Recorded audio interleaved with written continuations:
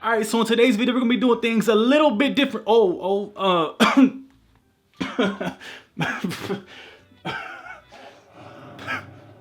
Such good defenses. 16-10, okay. A lot of the AFC Hype. people Just so you know, that was all planned.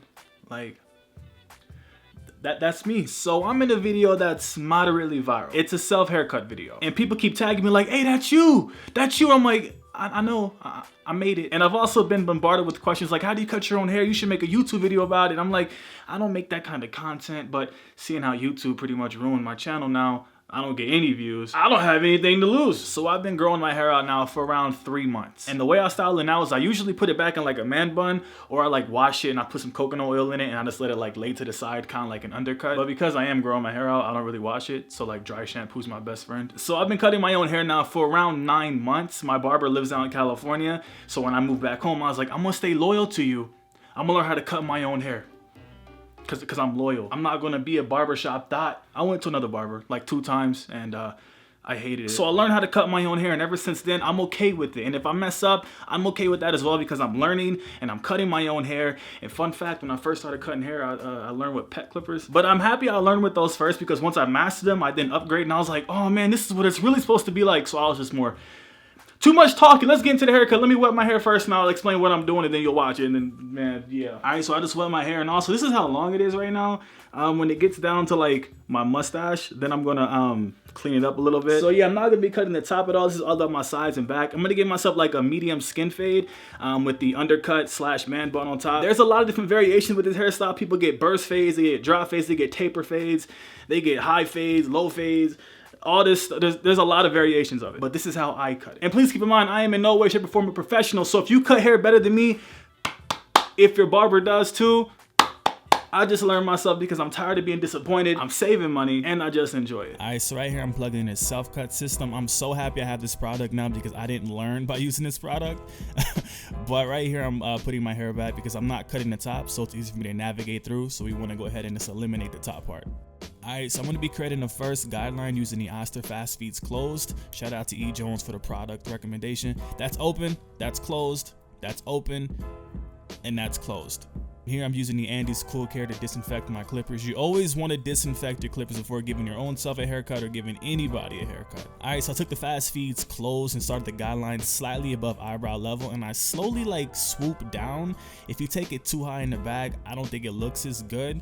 I think it gives it more dimension if you do it the way that I'm doing it right here. So we're going to continue to go around that first guideline closed, clean up all the hair underneath it. Now I'm going to be using a wall detailer to clean up the guideline I just did. However, I am not going all the way up like I did in the previous guideline. As you can see, I'm staying like in half an inch from that initial guideline because it leaves me more space to blend. It's a personal preference. I just think it adds more gradiency to the cut.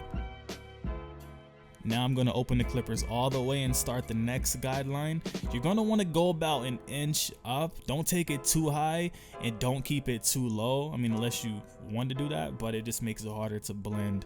Now we're going to start blending out that initial guideline. You want to do this thing called trigger play, which is opening and closing the lever as you're blending out that line. And you also want to be using the corners of the blade, otherwise you're going to create another guideline on top of that or push the fade up higher, and you don't want that. And also when you're doing guidelines, don't do the guideline too hard. Don't press too hard. You got to press lightly, otherwise you're going to create a hard line and it's going to be nearly impossible to get that line out. Now I'm going to be putting the one guard on the Fast Feeds and opening all the way up. By the way, these are the Andy's purple magnetic guards. I'll link everything in the description box below. But you're going to want to take this all the way up to where your hair disconnects, you know, the top to the sides and the back.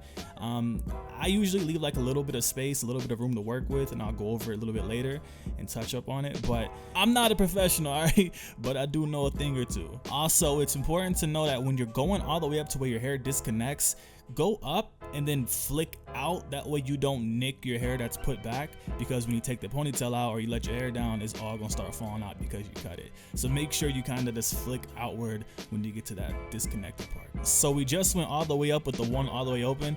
Now we're gonna put the one guard on there halfway, and we're going to create another guideline from when I started to go up with the one all the way open, if that makes any sense. I go up close to an inch, not too high. I like to experiment with different things, so I know a lot of barbers do this step differently, but this is how I do it. This is my step, so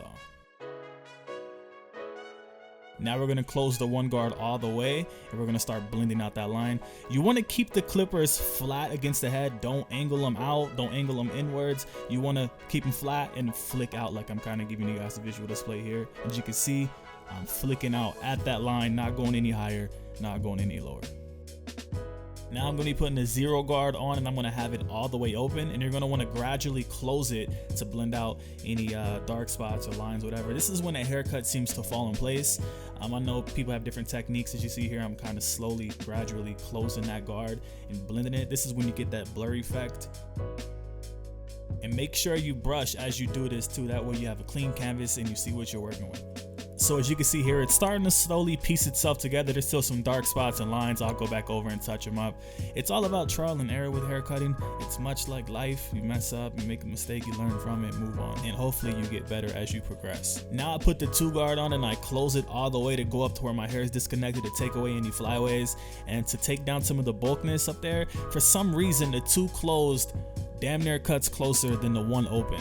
I don't, unless my measurements are off. I heard some barbers complain about the same thing, so maybe it's true. But with these clippers and these guards, I don't know. So I use the 2 closed for more blending and take away the flyaways. So from this point on, it's all about getting those details down, knocking out some dark spots, and making it all come together. So that's what we're about to do.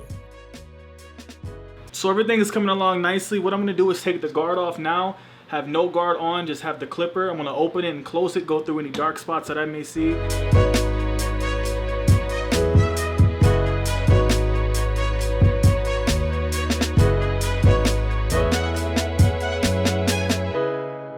Is it 3:30 in the morning and I'm doing this right now? If you're trying to get a line out with your clippers and you can't, it's probably because you press too hard or because your blades aren't 0 gapped. So it's okay to go through with your detailer and knock out any small dark spots or lines that you can't get with these. I sound illiterate. All right, so what I'm gonna be doing next, using my detailer and my straight razor to do my beard, do under my neck, and also I do keep my hairline somewhat natural. I just clean up the edges right through here. I'm also gonna be using the detailer to really separate the top from the sides.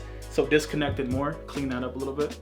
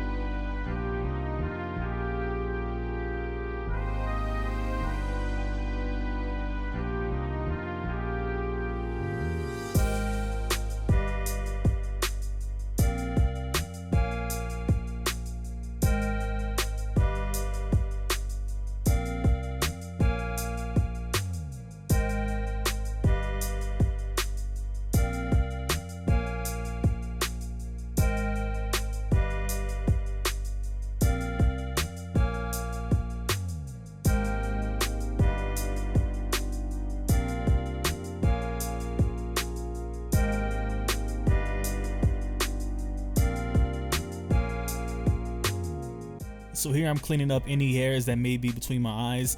And fellas, listen, don't let society try to tell you, oh, you do your eyebrows, that's feminine. Look, most girls like a guy with well-groomed eyebrows that's well-groomed in general. So don't be afraid to do your eyebrows. I give myself a nice, clean, natural look. I don't go overboard.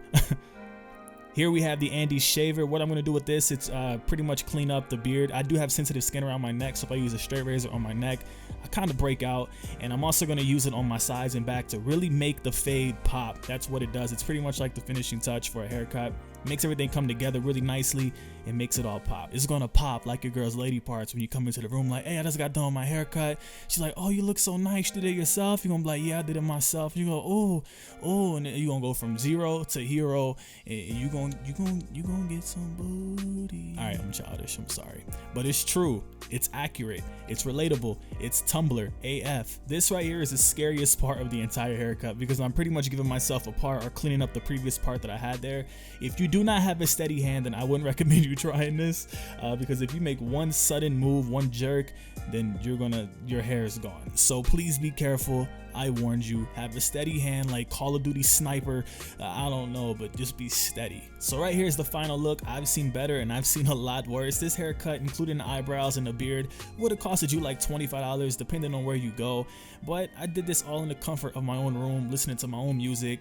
saving money, just using time. And I'm learning as I go, so I completely enjoy it. And I'm not saying don't go see a barber, but trust me, if I had the extra money to see a barber every single week, because that'll add up, then I would do that. But by me learning, I take that out of the equation, I learn myself, and I enjoy it. Alright, so that's it. If you guys enjoyed this video, please don't hesitate to give this video a big thumbs up, because it is like 4:30 in the morning.